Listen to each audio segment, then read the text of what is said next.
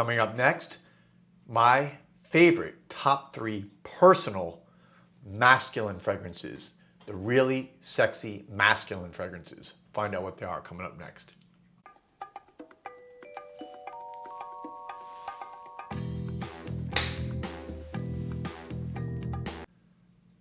Welcome back, everybody, to Joel the Nose. Thank you for watching. Thank you for your support. And today's video is going to be about my top 3 favorite masculine fragrances. Although I think 2 of these 3 technically are considered unisex, and they really are. And really, all fragrances are unisex if you think about it. These to me really evoke just a feeling of just alpha male masculinity. And so, again, these are in my personal collection. So these are ones I love. These are ones I wear all the time. They're great for making an impression in a meeting, in an important business meeting, or maybe a social meeting or a date. These are ones that are going to, make you feel like you are the top dog alpha male. And why is that important? Because a lot of times, as you know, how you feel makes you influences how you act. So if you wear a fragrance that just exudes that strength and masculinity, I believe wholeheartedly that overflows and goes into and influences your reactions, your actions, your attitude. So let's get right into this. And I'm going to go in the order of 3, 2, 1. And I'm going to go, my number 3 most masculine fragrance is going to be, again, technically unisex, but New York Intense from Fragrance Du Bois.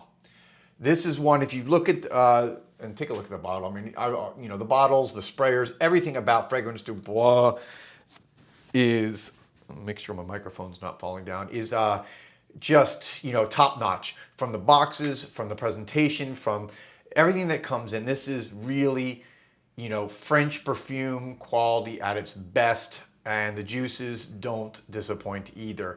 But New York Intense to me, it's supposed to kind of evoke these images of New York time during the summer. And it is just, it's kind of hot, it's sweaty, it's musky, it's masculine.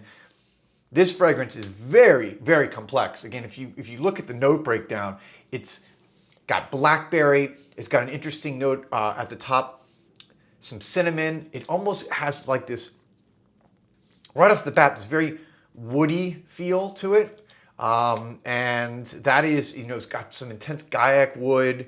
It's got cloves. You smell the cloves initially. Immortelle, which gives it a little bit of a syrupiness. It's got oud, it's got myrrh. This has so much going on. If you just look at the note breakdown. I'm not going to bore you again with all the breakdown, but there's got to be probably close to 25 or 30 different notes in this fragrance. And it just really, I think, finds a perfect combination. I don't know how Anton Lee, who is the perfumer here, mastered this, because with all those notes to create something that just really encapsulates New York summer and masculinity. I picture walking through New York, in a business suit, power meeting, going out afterwards to happy hour on a Friday, mixing it up with the women, just, again, really does it all. It is one of my favorite fragrances. All right, so that was number 3. Number 2, and this is one that I've talked about before in these type of videos before when I talk about my most masculine. This is Tom of Finland from Etat Libre d'Orange. Excuse my French. This one's very interesting because, Tom of Finland, you can read the story about it. It's, kind of very famous in the gay art scene, almost homoerotic. If you look at the bottle, if you've ever bought this bottle, the box, when you open it up, the insert is actually very homoerotic. But this fragrance is, whether you're gay, straight, or whatever it is extremely masculine. I just think this, again, is when they created this fragrance, they were going for that just hyper masculinity, and it really fits the bill. The opening, it has this kind of like it's almost just like this brightness of this aldehydic brightness, and aldehydes are great at delivering that brightness. But it also is kind of made it a little bit fresh with some lemon, but it's still, even right from the beginning, got this kind of darker masculine. I mean, look at the color of the juice. That juice is just really dark and sexy. It's got suede, it's got some birch, pine tree, musk, iris. It's got some ambergris, which to me is always a very sexy ambery note.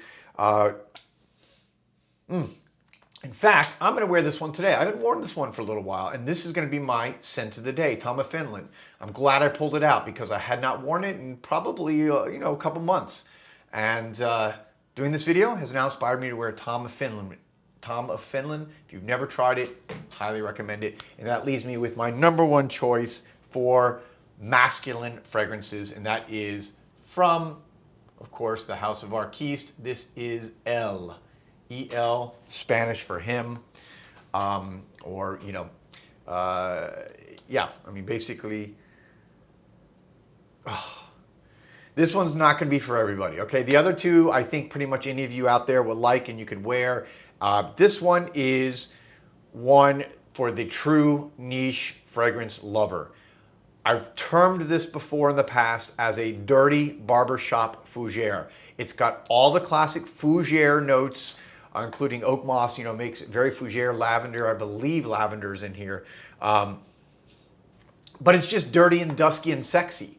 This is what I would relate it to. It's like, it almost smells like two people, like a man, a woman, in the throes of being passionate, and they're sweaty, and those smells that come out between the bodies. I'm not going to get too detailed here.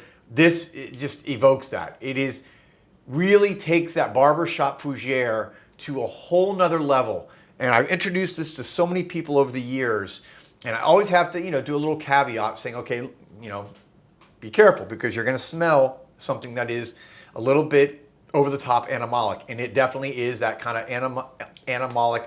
I believe it's castoreum that's in here, that gives it that kind of animalic, almost fecal. The fecal notes that are out there, like castoreum, sometimes ambergris, some other, those notes, although it can smell almost, again, fecal, it's done in a way that enhances. People like these smells. Not everyone does. So try it. Try it first, as I do recommend for anything. I don't recommend blind buys for fragrances, almost never. But this one, to me, when you put it on, there's no doubt this is for men. Again, its name is El, him. In Spanish, they actually have a female version of this, which is a little bit also of a animalic female fragrance, and it's called Ella. So anyways, there you have it. My top 3, coming in #3, New York Intense, Fragrance du Bois. #2, Tom of Finland, Etat Libre d'Orange. And #1, El from Arquiste. Let me know, guys, what are some of your favorite masculine fragrances, your alpha male fragrances, your kick-ass manly man fragrances? Look, an Arnold Schwarzenegger term, I think. All right, I'll be back soon with another video. Thank you guys for watching, as always. Peace, love, and perfume.